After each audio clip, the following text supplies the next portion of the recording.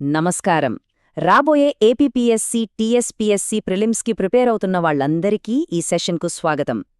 Prelims అనగానే మనకు tension పుట్టించేది current affairs, అందులోనూ ఈ గవర్నమెంట్ డేటా కదా. అందుకే ఈ విశ్లేషణలో మనం నేరుగా ప్రెస్ ఇన్ఫర్మేషన్ బ్యూరో, అదేనండి మన పీఐబీ నుండి ఎగ్జామ్కి పక్కాగా వచ్చే హై యీల్డ్ పాయింట్స్ని డీకోడ్ చేద్దాం. ముఖ్యంగా సైన్స్ అండ్ టెక్నాలజీ, పర్యావరణం, డిజిటల్ గవర్నెన్స్, వీటి మీదే మన ఫోకస్. ఇదొక పర్ఫెక్ట్ రివిజన్లా ఉండబోతోంది. ఇక లేట్ చేయకుండా డైరెక్ట్గా టాపిక్లోకి వెళ్ళిపోదామా? ఈ ఎక్స్ప్లెయినర్లో మనం ప్రధానంగా కవర్ చేయబోయే ఎజెండా చూసుకుంటే, ఫస్ట్ ఇండియా తీసుకుంటున్న air pollution control measures, second water security ఇంకా రివర్ లింకింగ్, థర్డ్ డిజిటల్ గవర్నెన్స్లో నీవా ప్రాజెక్ట్, అండ్ ఫైనలీ రీసెంట్గా వచ్చిన కొన్ని ముఖ్యమైన బిల్లులు. సరే, ముందుగా మనం మొదటి టాపిక్ భారతదేశ వాయు కాలుష్య నియంత్రణ, అందులో వాడుతున్న కొత్త టెక్నాలజీలు, పెట్టుకున్న టార్గెట్స్ ఏంటో చూద్దాం. ఇక్కడ అందరూ ఒకసారి జాగ్రత్తగా వినాలి. ఇదొక పక్కా MCQ alert. National clean air programme అంటే ఎన్సీఏపీ టార్గెట్ని గవర్నమెంట్ రీసెంట్గా రివైజ్ చేసింది. 2025-26 నాటికి ఎంపిక చేసిన 131 నగరాల్లో పర్టికులర్ మ్యాటర్, అదే పీఎం కాన్సంట్రేషన్ని ఏకంగా 40% వరకు తగ్గించాలి, లేదా నేషనల్ యాంబియంట్ ఎయిర్ క్వాలిటీ స్టాండర్డ్స్ని అచీవ్ చేయాలి అన్నది ఇప్పుడు కొత్త టార్గెట్. ఇంతకుముందు ఇది జస్ట్ 20-30% మాత్రమే ఉండేదు. సో ఈ 40% అనే నంబర్ని మైండ్లో అలా ఫిక్స్ చేసేసుకోండి. మరి ఇంత పెద్ద టార్గెట్ పెట్టుకున్నప్పుడు ఫండ్స్ కావాలి కదా. ఈ 19,614 కోట్ల బడ్జెట్ని 2 విధాలుగా డివైడ్ చేశారు. ఇక్కడ ఫైనాన్సింగ్ సోర్స్ చాలా ఇంపార్టెంట్. ఈ 13 సిటీస్లో 49 మిలియన్ ప్లస్ సిటీస్కి నేరుగా 15వ ఆర్థిక సంఘం గ్రాంట్స్ ఇస్తుంది. ఇక మిగిలిన 82 నగరాలకు ఎన్వైర్న్మెంట్ మినిస్ట్రీ అంటే MOEFCC తన స్కీమ్ ద్వారా నిధులిస్తోంది. రేపు ఎగ్జామ్లో ఆ 49 నగరాలకు ఫండింగ్ ఎవరిస్తున్నారు అని అడిగితే 15th ఫైనాన్స్ కమిషన్ అని ఆన్సర్ చేయాలి. ఇక్కడ అస్సలు కన్ఫ్యూజ్ అవ్వకండి. ఇప్పుడు పొల్యూషన్ కంట్రోల్ కోసం మనం వాడుతున్న టెక్నాలజీస్ ఏంటో ఫాస్ట్గా చూసేద్దాం. ఇవి జనరల్ సైన్స్లో ఖచ్చితంగా అడిగే ఛాన్స్ ఉంది. ఫస్ట్ పాయింట్, వాహనాల్లో BS4 నుంచి మనం డైరెక్ట్గా BS6 ఇంధన ప్రమాణాలకు జంప్ అయ్యాం కదా, అది. సెకండ్, బాగా కాలుష్యం వెదజల్లే పరిశ్రమల కోసం OCMS అంటే online continuous emission monitoring system తెచ్చారు. థర్డ్, ఇటుక బట్టీల నుంచి వచ్చే పొగను తగ్గించడానికి కన్వెన్షనల్ మెథడ్స్ నుంచి జిగ్జాగ్ టెక్నాలజీకి మారడం. అండ్ లాస్ట్ది, పెట్రోల్ పంపుల్లో వేపర్ రికవరీ సిస్టమ్స్ అదే VRSని ఇన్స్టాల్ చేయడం. ఈ టెక్నికల్ టర్మ్స్ కొంచెం బాగా గుర్తుపెట్టుకోవాలి. సరే, ఇక మన నెక్స్ట్ మేజర్ టాపిక్ నీటి భద్రత ఇంకా నదుల అనుసంధానం. జల్ శక్తి మినిస్ట్రీ డేటా ప్రకారం మన ఇన్ఫ్రాస్ట్రక్చర్, ఇంటర్నేషనల్ పార్ట్నర్షిప్స్ ఎలా ఉన్నాయో చూద్దాం. ఈ నంబర్ చూడండి, 449.08 బిలియన్ క్యూబిక్ మీటర్లు. Dynamic ground water resources of India 2023 report ప్రకారం మన దేశం మొత్తం మీద వార్షిక భూగర్భ జలాల రీఛార్జ్ వాల్యూమ్ ఇది. యూపీఎస్సీ అయినా స్టేట్ పిఎస్సీ అయినా ఇలాంటి ఎగ్జాక్ట్ డేటా పాయింట్స్ మీద ఎలా గురిపెడతాయో మనకు తెలిసిందే కదా. సో 449.08 BCM పర్ఫెక్ట్గా గుర్తుంచుకోండి.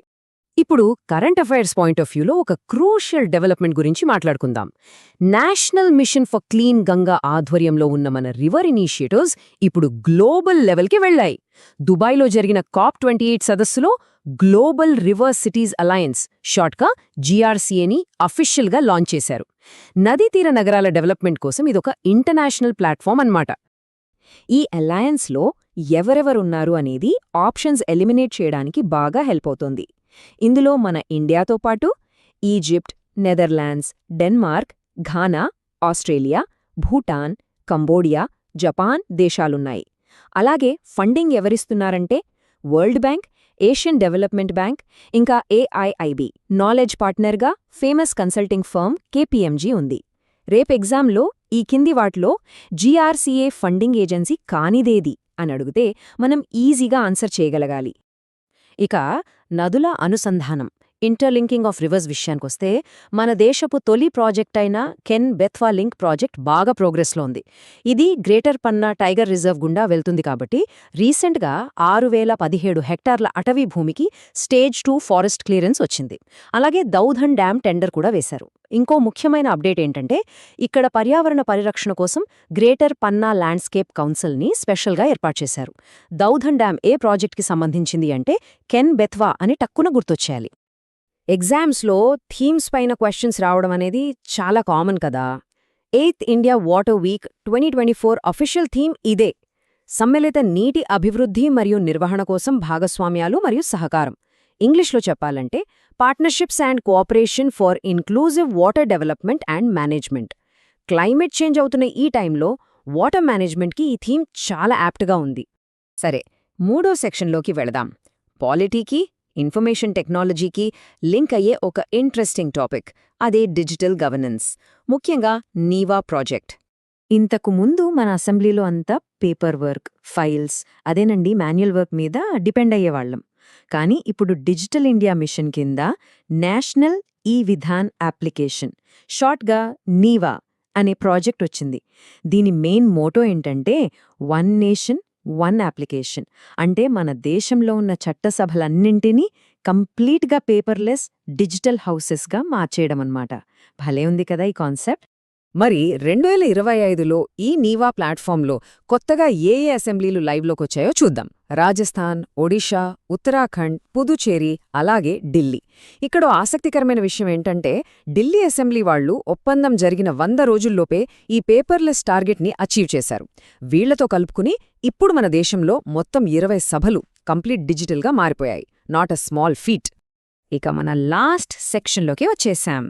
ఈ సంవత్సరం పార్లమెంట్లో పాస్ అయిన కొన్ని కీ లెజిస్లేటివ్ బిల్స్, అంటే మన టెక్నాలజీ, హెల్త్కి సంబంధించిన బిల్స్ గురించి డిస్కస్ చేద్దాం.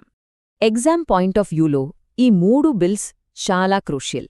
First, sustainable harnessing of nuclear energy bill.